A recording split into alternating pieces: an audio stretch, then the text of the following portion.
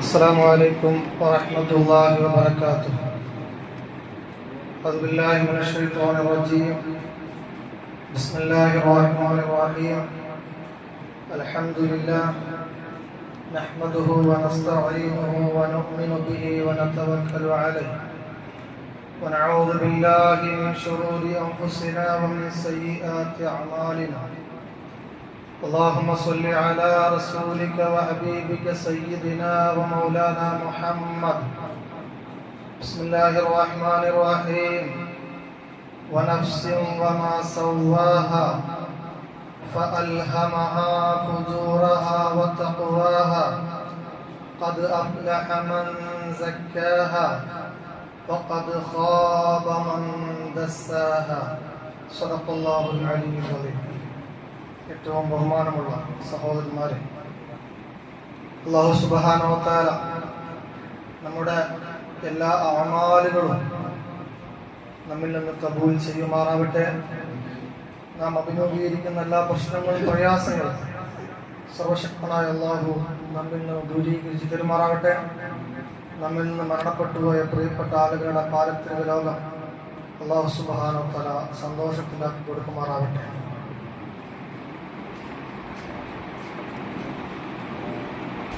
മനുഷ്യന് അല്ലാഹു നൽകിയ സവിശേഷമായ ഒരു ഗുണം, ഏതൊരു മനുഷ്യനാണെങ്കിലും അവന് നന്മയും തിന്മയും വേർതിരിച്ച് മനസ്സിലാക്കാനുള്ള ഒരു ബുദ്ധി കൊടുത്തിട്ടുണ്ട് എന്നുള്ളതാണ്. നല്ലത് ഏതാണ്, തെറ്റ് ഏതാണ്, ശരി ഏതാണ് എന്ന് ചിന്തിച്ച് മനസ്സിലാക്കാൻ മാത്രമുള്ള ബുദ്ധിയും പക്വതയും എല്ലാ മനുഷ്യർക്കും അല്ലാഹു തആല കൊടുത്തിട്ടുണ്ട്. അതാണ് ഖുർആൻ വനഫ്സിൻ വമാ സവ്വാഹ.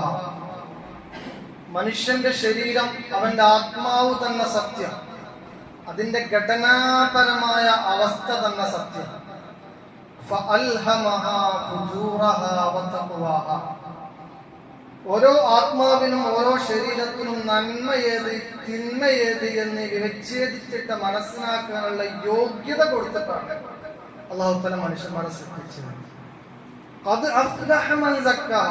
എന്നിട്ട് ആ ജീവിതത്തെ നന്മയിലേക്ക്, നന്മ തെരഞ്ഞെടുത്ത് നന്മയുടെ വഴിയിലേക്ക് പോയവൻ വിജയിച്ചിരിക്കുന്നു. ശരി തെരഞ്ഞെടുത്ത് ശരിയുടെ വഴിയിലേക്ക് പോയവനും ശരി പ്രവർത്തിച്ചവനും വിജയിച്ചിരിക്കുന്നു. വഖദ് ഖാബ മൻ ദസ്സാഹ. എന്നാൽ തെറ്റിന്റെ വഴിയിലൂടെ പോയി തെറ്റി തെരഞ്ഞെടുത്ത് തെറ്റ് പ്രവർത്തിച്ചവൻ പരാജയപ്പെട്ടിരിക്കുന്നു എന്നാണ് അല്ലാഹു തആല പറഞ്ഞത്. അഥവാ മനുഷ്യന് അന്തർലീനമായ ഒരു സവിശേഷതയാണ് നന്മ ചെയ്യാനും തിന്മ ചെയ്യാനും തെറ്റ് ചെയ്യാനും ശരി ചെയ്യാനുമുള്ള ഒരു ത്വര, ഒരു വാസന. അവിടെ ഇസ്ലാം ലക്ഷ്യം വെക്കുന്നത് തെറ്റുകളും കുറ്റകൃത്യങ്ങളും മനുഷ്യനിൽ നിന്നുണ്ടാവാൻ പാടില്ല എന്നുള്ളതാണ്. അതുകൊണ്ട് തന്നെ ഇന്ന കാര്യങ്ങൾ തെറ്റാണ് എന്ന് കൃത്യമായി ഖുർആനും മഹാനായ മുഹമ്മദ് മുസ്തഫ സ്വല്ലല്ലാഹു അലൈഹി വസല്ലം തങ്ങൾ നിർദ്ദേശിച്ചിട്ടുണ്ട്. അതുകൊണ്ടാണ് വലിയ തെറ്റുകൾ, ചെറിയ തെറ്റുകൾ എന്ന രൂപത്തിൽ നാം പഠിപ്പിക്കപ്പെട്ടത്. ദോഷങ്ങൾ രണ്ട് ഇനമാണ്. ഒന്ന് ചെറിയ ദോഷങ്ങൾ, മറ്റൊന്ന് വലിയ ദോഷങ്ങൾ. ഈ വലിയ ദോഷങ്ങളിൽ അഥവാ അസ്സബഉൽ മുബിഖാത്ത് എന്ന് പറയും. വലിയ ദോഷങ്ങളിൽ ഏറ്റവും അപകടകരമായ ഒരു ദോഷം, ഒരു തെറ്റ് കൊലപാതകമാണ്. ഹീനമായ തെറ്റായിട്ടാണ് കൊലപാതകത്തെ ഇസ്ലാം കാണുന്നത്. അതുകൊണ്ട് തന്നെ അങ്ങനെ ഒരു തെറ്റ് ഒരാൾ ചെയ്തു കഴിഞ്ഞാൽ അതിന് ശക്തമായ ശിക്ഷയും ഇസ്ലാമിക ഭരണ വ്യവസ്ഥിതി നിലകൊള്ളുന്ന സ്ഥലത്ത് ഉണ്ടാവുകയും ചെയ്യും. തികച്ചും നീതിയിൽ അധിഷ്ഠിതമായ നിയമവാഴ്ചയാണ് ഇസ്ലാം മുന്നോട്ട് വെച്ചത്. സമൂഹത്തിന്റെ ഭദ്രമായ നിലനിൽപ്പിനും സുരക്ഷയ്ക്കും ഈ ശിക്ഷാ നടപടികൾ അനിവാര്യമാണെന്ന് ചിന്തിക്കുന്ന ഏതൊരു മനുഷ്യനും ബോധ്യമാവും. ഇസ്ലാമിലെ ശിക്ഷാവിധികൾ അത് പ്രാകൃതമാണെന്ന് പറഞ്ഞ് ആക്ഷേപിക്കുന്ന പല ആൾക്കാരും നമ്മുടെ കൂട്ടത്തിലുണ്ട്. പക്ഷെ വാസ്തവത്തിൽ അവർ ഇസ്ലാം ഉയർത്തിപ്പിടിക്കുന്ന ഉന്നതമായ നീതിബോധത്തെ മനസ്സിലാക്കാത്തവരാണ്. അല്ലെങ്കിൽ മനസ്സിലാക്കിയിട്ടും മനസ്സിലാക്കാത്ത പോലെ നടിക്കുന്നവരാണ്. പ്രിയപ്പെട്ട പ്രവാചകൻ സല്ലല്ലാഹു അലൈഹി വസല്ലമ തങ്ങളുടെ കാലത്ത് മഖ്സൂം ഗോത്രത്തിലെ ഒരു സ്ത്രീ മോഷ്ടിച്ചു. അത് വളരെ വലിയ തെറ്റാണ്, ഒരു കുറ്റമാണ്. അന്യൻ്റെത് മോഷ്ടിക്കാൻ പാടില്ല. അപ്പൊ മഖ്സൂം ഗോത്രം എന്ന് പറയുന്നത് വലിയ ഗോത്രമാണ്, ഉന്നത കുടുംബമാണ്. അപ്പൊ ആ ഉന്നത കുടുംബത്തിൽപ്പെട്ട ഉന്നതയായ ഒരു സ്ത്രീ മോഷ്ടിച്ചത് കൊണ്ട് അത് മറച്ചു വെക്കാം. ആ പെണ്ണിന് വേണ്ടി നബി സല്ലല്ലാഹു അലൈഹി വസല്ലമ തങ്ങളുടെ അനുകൂലമായി നമുക്ക് സംസാരിക്കാം, പക്ഷം ചേർന്ന് സംസാരിക്കാം എന്ന് സഹാബാക്കൾ തീരുമാനിച്ചു. അങ്ങനെ ഉസാമത്ത് ബിൻ സയ്യിദ് എന്ന സ്വഹാബി നബി സല്ലല്ലാഹു അലൈഹി വസല്ലമ തങ്ങളുടെ അടുക്കൽ വന്നിട്ട് പറഞ്ഞു, ആ പെണ്ണിന് അനുകൂലമായ ഒരു വാദഗതികൾ നടത്തി. ആ സമയത്ത് മുഹമ്മദ് മുസ്തഫ സല്ലല്ലാഹു അലൈഹി വസല്ലമ തങ്ങളുടെ മുഖം വിവരണമാവുകയാണ്. എന്നിട്ട് നബി തങ്ങൾ ചോദിക്കുകയാണ്, ബനി ഇസ്രായേലിന്റെ സ്വഭാവം നിങ്ങൾ എടുക്കരുത്. അവരിൽ ഉന്നത കുലജാതികളിൽപ്പെട്ട ആളുകൾ തെറ്റ് ചെയ്താൽ സംരക്ഷിക്കുകയും പാവങ്ങൾ തെറ്റ് ചെയ്താൽ ശിക്ഷിക്കുകയും ചെയ്തൊരു സമ്പ്രദായമായിരുന്നു ബനി ഇസ്രായേൽ. എന്റെ സമുദായത്തിൽ അത് ഞാൻ അനുവദിക്കില്ല. എന്റെ മകൾ ഫാത്തിമ മോഷ്ടിച്ചാലും അവരുടെ കൈ ഞാൻ വെട്ടുമെന്ന് പ്രിയപ്പെട്ട മുഹമ്മദ് മുസ്തഫ തങ്ങൾ പ്രഖ്യാപിക്കുകയാണ്. അതാണ് നീതിബോധം. ഞമ്മന്റെ ആള്, ഞമ്മളെ പാർട്ടി, ഞമ്മളെ രാജ്യക്കാര് മോഷ്ടിച്ചാലും കട്ടാലും നടത്തിയാലും കൊലപാതകം നടത്തിയാലും അവരോട് സോഫ്റ്റ് കോർണർ അത് പാടില്ല. അത് മനുഷ്യത്വ വിരുദ്ധമാണ്, പ്രകൃതി വിരുദ്ധമാണ്. ആരായാലും തെറ്റ് ചെയ്തവൻ ശിക്ഷിക്കപ്പെടണം. നമ്മൾ സ്വാഭാവികമായിട്ട് പറയുമല്ലോ, തെറ്റ് ചെയ്തവൻ ശിക്ഷിക്കപ്പെടണമെന്ന് നമ്മൾ പറയും. തെളിയിക്കപ്പെടുന്ന കുറ്റങ്ങൾ അർഹമായ ശിക്ഷയ്ക്ക് വിധേയമാക്കപ്പെടണമെന്നാണ് ഇസ്ലാം അനുഷ്ഠിക്കുന്നത്. അങ്ങനെയാണ് ഇസ്ലാമിന്റെ ഒരു രീതി. അതുപോലെ തന്നെ ഈ ശിക്ഷാ നടപടികൾ ചെയ്യാൻ വ്യക്തികൾക്ക് അധികാരമില്ല. അത് ഇസ്ലാമിക ഭരണവ്യവസ്ഥക്ക് മാത്രമാണ്. അങ്ങനെ തന്നെയാണ് എല്ലാ നാട്ടിലും. ഒരു രാജ്യത്തിന്റെ ഭരണവ്യവസ്ഥക്ക് മാത്രമേ തെറ്റ് ചെയ്ത ആളെ ശിക്ഷിക്കാനുള്ള അധികാരമുള്ളൂ. ഇസ്ലാം മുന്നോട്ട് വെക്കുന്ന ഈ ശിക്ഷാ നടപടികൾ അത് സമൂഹത്തിൽ ഒരു പാഠമാണ്. ഇത്തരം കുറ്റകൃത്യങ്ങൾ സമൂഹത്തിൽ ഉണ്ടാവാതിരിക്കാൻ വേണ്ടിയുള്ള ഒരു നിയമമാണത്. വധശിക്ഷ എന്ന് പറയുന്നത് ഇസ്ലാം അനുശാസിക്കുന്ന ഒരു നിയമത്തിൽപ്പെട്ട, ഇസ്ലാമിന്റെ ഒരു ക്രിമിനൽ നിയമത്തിൽപ്പെട്ട ഒരു ശിക്ഷാ നടപടിയാണ്. അത് പലപ്പോഴും ഇസ്ലാമിൽ മാത്രമാണ്, ഇസ്ലാമിക രാജ്യങ്ങളിൽ മാത്രമാണ് ശിക്ഷയുള്ളത് എന്ന രൂപത്തിൽ ഇസ്ലാമിക് വിരുദ്ധമായ ഒരു നരേഷൻ സൃഷ്ടിക്കാൻ എല്ലാ നാട്ടിലും ആസൂത്രിതമായ പദ്ധതികൾ ആവിഷ്കരിക്കപ്പെടുന്നുണ്ട്. എന്നാൽ വധശിക്ഷയുള്ള രാജ്യമാണ് ചൈന. ഇന്ത്യയും വധശിക്ഷ നടപ്പിലാക്കുന്ന രാഷ്ട്രമാണ്. അമേരിക്കൻ ഐക്യനാടുകളിലും വധശിക്ഷയുണ്ട്. ഇന്തോനേഷ്യ അടക്കം ഗൾഫ് നാടുകളിലൊക്കെ വധശിക്ഷയുണ്ട്. വധശിക്ഷയ്ക്ക് അർഹമാകുന്ന കുറ്റം സംശയരഹിതമായി തെളിയിക്കപ്പെട്ടു കഴിഞ്ഞാൽ ഭരണകൂടം കൊലപാതകിയെ വധശിക്ഷ നടപ്പിലാക്കണം എന്നതാണ് ഈ രാജ്യങ്ങളൊക്കെ പറയുന്നത്. ഇസ്ലാമിനെ സംബന്ധിച്ചിടത്തോളം അതിൽ യാതൊരു അഡ്ജസ്റ്റ്മെന്റും ഇല്ല. ഖുർആൻ വളരെ കൃത്യമായിട്ട് പറയുന്നത്, യാ അയ്യുഹല്ലദീന ആമനൂ കുതിബ അലൈക്കുമുൽ ഖിസാസു ഫിൽ ഖത്ല, സത്യവിശ്വാസികളെ, കൊല ചെയ്യപ്പെടുന്നവരുടെ കാര്യത്തിൽ തുല്യ ശിക്ഷ നിങ്ങൾ നടപ്പിലാക്കുക. ഇസ്ലാമിന്റെ ഒരു പ്രമേയമാണ്, ഒരു പ്രത്യേകതയാണ്. പക്ഷെ അങ്ങനെ ഒരാൾ കൊലയാളിയായാൽ അയാളെ ശിക്ഷയ്ക്ക് വിധിക്കണം എന്നതാണ് ഇസ്ലാമിന്റെ തീരുമാനമെങ്കിലും അയാൾക്ക് കൊലക്കയറിൽ നിന്ന് രക്ഷപ്പെടാനുള്ള ചില പഴുതുകൾ ഇസ്ലാം വെച്ചിട്ടുണ്ട്. അത് മറ്റൊരു പ്രത്യയശാസ്ത്രത്തിലുണ്ടോ എന്ന് നമ്മൾ അറിയില്ല. കൃത്യമായി ഒരാൾ കൊലപാതകം ചെയ്താലും അയാളെ അതിൽ നിന്ന് രക്ഷിക്കാനുള്ള പഴുതുകൾ മനുഷ്യത്വപരമായ സമീപനത്തിന്റെ ഭാഗമായി ഖുർആൻ വെച്ചിട്ടുണ്ട്. ചെറിയൊരു പഴുതാണ്. ആ പഴുത് എന്താണെന്ന് അറിയുമോ? അത് കൊല്ലപ്പെട്ട വ്യക്തിയുടെ അനന്തരാവകാശി വിട്ടുവീഴ്ച ചെയ്തു കൊടുക്കലാണ്. ആ കൊലപാതകയ്ക്ക് വിട്ടുവീഴ്ച ചെയ്തു കൊടുക്കേണ്ടത് കൊല ചെയ്യപ്പെട്ട വ്യക്തിയുടെ അനന്തരാവകാശിയാണ്. നാട് ഭരിക്കുന്ന അമീറല്ല, സുൽത്താനല്ല, രാജാവല്ല, പ്രസിഡന്റ് അല്ല, രാഷ്ട്രപതിയല്ല. കാരണം അവർക്കൊന്നും ഈ ജീവൻ നഷ്ടപ്പെട്ടു പോയ വ്യക്തിയുടെ കുടുംബമായി പുലബന്ധമില്ല. നഷ്ടപ്പെട്ടവന്റെ വേദന, ആ വേദനക്കാണ് പരിഹാരം. അവനോട് പറയണം, താങ്കൾ പൊരുത്തപ്പെട്ടു കൊടുക്കുവോ, താങ്കൾ ഫിദിയ വാങ്ങിയിട്ട് ഒന്ന് അഡ്ജസ്റ്റ്മെന്റ് ചെയ്യൂ എന്ന് അയാളോട് നമുക്ക് പറയാനുള്ള ഓപ്ഷൻ ഉണ്ട്. അയാൾ പറഞ്ഞു, ഞാൻ പൊരുത്തപ്പെടൂല, എനിക്ക് വേണ്ടപ്പെട്ടവ നഷ്ടപ്പെട്ടത് കൊണ്ട്, എന്റെ പ്രിയപ്പെട്ടവ നഷ്ടപ്പെട്ടത് കൊണ്ട്, എന്റെ മകൻ നഷ്ടപ്പെട്ടത് കൊണ്ട്, എന്റെ പിതാവ് നഷ്ടപ്പെട്ടത് കൊണ്ട് പൊറുക്കാൻ കഴിയില്ല. എന്താണോ വിധി അത് നടപ്പിലാക്കണമെന്ന് പറഞ്ഞാൽ അവസാന ജഡ്ജ്മെന്റ് അതാണ്. അതിൽ യാതൊരു അഡ്ജസ്റ്റ്മെന്റും ഇല്ല. അതാണ് ഇസ്ലാമിന്റെ നീതി. അതാണ് തന്റെ സഹോദരൻ വിട്ടുവീഴ്ച ചെയ്താൽ, അവിടെ സഹോദരൻ എന്നാണ് കൊലയാളിയെ കുറിച്ച് പറയുന്നത്. ഇരയാക്കപ്പെട്ട വ്യക്തിയോട് കൊലയാളിയെ കുറിച്ച് ഖുർആൻ പറയുന്ന പരാമർശം സഹോദരൻ എന്നാണ്. അബദ്ധവശാൽ സംഭവിച്ചു പോകുന്ന തെറ്റുകുറ്റങ്ങളാണ്. ആ സഹോദരന് വിട്ടുവീഴ്ച ചെയ്യാൻ താല്പര്യമുണ്ടെങ്കിൽ വിട്ടുവീഴ്ച ചെയ്യാം. അത് മാത്രമാണ് അതിനുള്ള ഓപ്ഷൻ. മറ്റൊരു ഓപ്ഷൻ ആ വിഷയത്തിലില്ല. ഇതാണ് അള്ളാഹുവിന്റെ നിയമം, അള്ളാഹുവിന്റെ തീരുമാനം എന്ന് പറയാം. ഇപ്പൊ നമ്മുടെ നാട്ടിൽ വ്യാപകമായ ചർച്ച നടക്കുകയാണ്.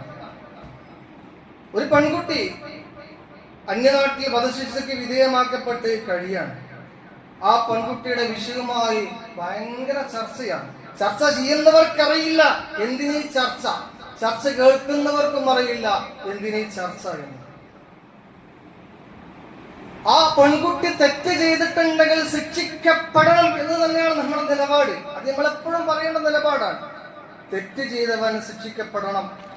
അത് മലയാളി പെൺകുട്ടി ആയതുകൊണ്ടോ അല്ലെങ്കിൽ മുസ്ലിം ആയ ചെറുപ്പക്കാരനായതുകൊണ്ടോ പ്രത്യേകിച്ച് ഒരു ആനുകൂല്യം ആ പെൺകുട്ടിക്ക് അർഹതയില്ല. ആ പെൺകുട്ടി ചെയ്ത് അത്രയും കൃത്യമായ ആസൂത്രിതമായ കൊലപാതകമാണ്. മരുന്ന് കൊടുത്തി ഒരാളെ കൊല്ലുകയും കഷ്ണം കഷ്ണമായി മുറിക്കുകയും പീസാക്കുകയും പിന്നീട് ഉപേക്ഷിക്കുകയും ചെയ്തൊരവസ്ഥയാണ്. ആലോചിച്ച് നോക്കൂ. നമ്മുടെ നാട്ടിൽ ഗോവിന്ദസ്വാമിക്ക് ആരെങ്കിലും മാപ്പ് ചെയ്യണമെന്ന് പറയുമോ? സ്വന്തം കാമുകന് വിഷം കൊടുത്തു കൊന്ന ഒരു പെൺകുട്ടി വിവാദമായിരുന്നല്ലോ. ആ പെൺകുട്ടിയെ വെടിവെച്ച് കൊല്ലണമെന്ന് പറയുന്നു കേരളം ഒന്നാകെ. ഭർത്താവിന്റെ പിതാവിനെ നിഷ്ഠൂരമായി കൊലപാതകം ചെയ്ത് 14 വർഷം ജയിൽവാസം കഴിഞ്ഞ് ഒരു പെണ്ണെന്നലെ ഇറങ്ങി. അതും നമുക്ക് അസ്വീകാര്യമാണ്. പക്ഷെ വിദേശത്ത് കിടക്കുന്ന പെൺകുട്ടിയോട് മാത്രം ഒരു സോഫ്റ്റ് കോർണറിന്റെ ആവശ്യമില്ല. അപരാധം ചെയ്തിട്ടുണ്ടെങ്കിൽ അത് ശിക്ഷിക്കപ്പെടണമെന്ന് തന്നെയാണ് നമ്മുടെ ഒരു നിലപാട്. അതാണ് നമ്മുടെ നിലപാട്. പിന്നെ കേരളത്തിൽ ഇത് വിഷയമാക്കിയെടുക്കുന്നത് അത് മാധ്യമങ്ങളുടെ ഒരു വിഷയദാരിദ്ര്യമാണ് പ്രധാനപ്പെട്ട ഒരു സംഗതി. മറ്റൊന്ന്, മുസ്ലിം രാജ്യങ്ങളിൽ നടന്നു വരുന്നതൊക്കെ നിഷ്ഠൂരമായ വിധികളാണെന്ന് അറിയാതെ ലോകത്തെ പഠിപ്പിച്ചുകൊണ്ടിരിക്കുക. വിദേശ രാഷ്ട്രങ്ങളിൽ ഭയങ്കര മനുഷ്യത്വ വിരുദ്ധമായ പ്രവർത്തനങ്ങളാണ് നടന്നുകൊണ്ടിരിക്കുന്നതുള്ള നരേഷൻ പ്രചരിപ്പിക്കുക. എന്നിട്ട് അതിലേക്ക് മുസ്ലിം പണ്ഡിതന്മാരെ വലിച്ചിഴക്കുക. എന്നിട്ട് മതേതരത്വത്തിന്റെ പ്രതീകങ്ങളായി മുസ്ലിം പണ്ഡിതന്മാരെ വഴച്ച ഹിഡൻ അജണ്ടകളാണ്. അഥവാ കേരളത്തിന് പുറത്ത് മുസ്ലിമീങ്ങളെ സംബന്ധിച്ചിടത്തോളം പൗരത്വം തെളിയിക്കാം. എന്നാൽ കേരളത്തിനകത്ത് മതേതരത്വം നിരന്തരം രാവിലെ ഞാൻ മതേതരവാദിയാണെന്ന് വിളിച്ചു പറയേണ്ട ഒരവസ്ഥയിലേക്ക് മുസ്ലിം പണ്ഡിതന്മാരെ മാറ്റുക എന്നുള്ള സാമൂഹികമായ പ്രക്രിയയാണ്, രാഷ്ട്രീയമായ പ്രക്രിയയാണ് ഇവിടെ നടക്കുന്നത് എന്നുള്ളത് നമ്മൾ മനസ്സിലാക്കണം. അത് പറയാതെയും ആലോചിക്കാതെയും ചർച്ച ചെയ്യാതെയും പോകുന്നതിൽ യാതൊരു അർത്ഥമില്ല. അതുകൊണ്ട് തന്നെ അവിടെ ഒരു കാര്യം കൂടി നമ്മൾ ചിന്തിക്കണം. ഇത്തരം ഒരു സാഹചര്യത്തിൽ ഈ മതേതരം കാത്തുസൂക്ഷിക്കുന്ന നമ്മുടെ നാട്ടിൽ അത്തരം പ്രതിയാക്കപ്പെട്ട ഒരു വ്യക്തിക്ക് വേണ്ടി ശബ്ദിക്കാം, സംസാരിക്കാം, വാദിക്കാം, അഡ്വക്കേറ്റുമാരെ വെക്കാം, സാമ്പത്തികമായി അതൊക്കെ കൊടുക്കാം, അതൊന്നും പ്രശ്നമല്ല. അതാണ് ആരെങ്കിലും തൂക്കുമരത്തിലേക്ക് പോകുന്ന ഘട്ടത്തിൽ എന്തെങ്കിലും പഴുതുകൾ ഉപയോഗിച്ച് ചെയ്തു പോയ തെറ്റിന് മാപ്പിന്റെ മാനസികമായ അവസ്ഥയിലേക്ക് അവർ വന്നു കഴിഞ്ഞാൽ ജീവിക്കാൻ പറ്റുമെന്ന് നിങ്ങൾ ജീവിച്ചോളൂ. അത് കാരുണ്യത്തിന്റെ ഒരു സ്പർശമാണ്. ആ കാരുണ്യത്തിന്റെ സ്പർശനത്തിലേക്ക് നമ്മുടെ അറിയപ്പെട്ട കേരളത്തിലെ പ്രമുഖനായ പണ്ഡിതന്റെ അന്താരാഷ്ട്ര ബന്ധം ഉപയോഗപ്പെടുത്തിയിട്ട് ആ മഹാനായ മനുഷ്യൻ അതിൽ ഇടപെട്ടു. അത് അനിസ്ലാമികമായ ഒരു സംഗതിയായിട്ട് നമ്മൾ വിചാരിക്കേണ്ട ആവശ്യമില്ല. ഇത് മാനുഷികമായ ഒരു കരുതലാണ്, അത് അനിവാര്യമാണ്. അതാണ് ഒറിജിനൽ കേരള സ്റ്റോറി. അവിടെ മതങ്ങളെ, ജാതിയെ നോക്കാതെ ഒരു പെൺകുട്ടിയുടെ ജീവന് വേണ്ടി മതം നോക്കാതെ ഇടപെടുന്ന രീതി ഉണ്ടല്ലോ. മനുഷ്യന്റെ മനസ്സിൽ ദൈവം ജനിക്കുന്നു, മനുഷ്യനെ സ്നേഹിക്കുമ്പോൾ എന്ന് വയലാറിന്റെ ഒരു കവിത നമുക്ക് ഓർമ്മയുണ്ട്. മനുഷ്യന്റെ മനസ്സിൽ അള്ളാഹു ഉണ്ടാകണമെങ്കിൽ അവിടെ സ്നേഹം ഉണ്ടാകണം, കരുണ ഉണ്ടാകണം. അപ്പോ ആ സമീപനം പ്രശംസനീയമാണ്. പക്ഷെ നിർബന്ധിപ്പിക്കപ്പെടാൻ പാടില്ല. അങ്ങനെ ഇടപെടലുകൾ നടത്താം. അത് വിവാദമാക്കേണ്ട സംഗതിയില്ല. അപ്പോഴേക്ക് പുതിയൊരു നിരാശ സൃഷ്ടിക്കുകയാണ്. അദ്ദേഹത്തിന്റെ ഊതി ബന്ധത്തെ കുറിച്ചാണ് ചർച്ച. അഥവാ ഹിന്ദുത്വ ഫാസിസ്റ്റ് ശക്തികളും അഥവാ സയനിസ്റ്റ് ലോബികളും അതേപോലെ യുക്തിവാദികൾ എന്ന് പറയുന്ന ഇസ്ലാമിന്റെ വിരുദ്ധരായ ആളുകളും അങ്ങനെയാണ് പറഞ്ഞുകൊണ്ടിരിക്കുന്നത്. ഇപ്പൊ പൂച്ച വീണ് കഴിഞ്ഞാൽ 4 കാലിൽ എന്ന് പറഞ്ഞത് എന്ത് സംഭവിച്ചാലും അത് ഇസ്ലാമിക് ഫോബിക്കായി നിർമ്മിക്കപ്പെടുന്ന ഒരു സാമൂഹിക രാഷ്ട്രീയ സാഹചര്യം നമ്മുടെ നാട്ടിലുണ്ട് എന്ന കാര്യം നമ്മൾ ഒരിക്കലും മറന്നു പോകരുത്. അവിടെയാണ് ആദ്യം നാം ഓതി വെച്ച ആയത്തിലേക്ക്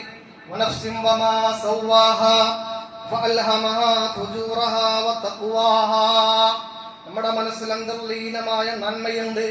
നമ്മുടെ മനസ്സിൽ എന്നാൽ വളരെ പൈശാചികമായി വന്യമായ ചിന്താഗതികളുണ്ട്. ആ വന്യമായ ചിന്താഗതികളെ മാറ്റി മറിച്ച് അവിടെ നന്മകൾ പ്രകാശിപ്പിക്കണം. ആ നന്മയ്ക്ക് വേണ്ടി നിലകൊള്ളണം, സത്യത്തിന് വേണ്ടി നിലകൊള്ളണം, നിരപരാധികളുടെ കൂടെ നിൽക്കണം. അതേപോലെ തന്നെ സഹായങ്ങൾ ആവശ്യമായ ആളുകൾക്ക് സഹായമസ്തങ്ങൾ നീട്ടിക്കൊടുക്കണം. അതാണ്